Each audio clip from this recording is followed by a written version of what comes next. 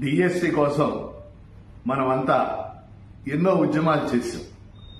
ముఖ్యమంత్రి గారు తొలి సంతకం 16,347 పోస్టులకి తొలి సంతకం చేశారు. సంతోషించాం. నవంబర్ 6లోగా నోటిఫికేషన్ వస్తుందని చెప్పారు. కానీ ఈరోజు మార్చి 6 వస్తున్నటువంటి పరిస్థితి. అందువల్ల డిఎస్సి అభ్యర్థులందరికీ నేను చెప్పేది ఏంటంటే, ఒకటి, ఈ నోటిఫికేషన్ త్వరలో ఇవ్వాలి అని ప్రభుత్వం మీద ఒత్తిడి తేవాలి. రెండో అంశం, 16,347 పోస్టులు సంతకం చేసినప్పటికీ పోస్టుల సంఖ్య తగ్గవచ్చు అని చెప్తున్నారు. ఉదాహరణకి అధికారులు సుమారు 10,000 టీచర్ పోస్టులు సర్ప్లస్ కావచ్చు అంటున్నారు.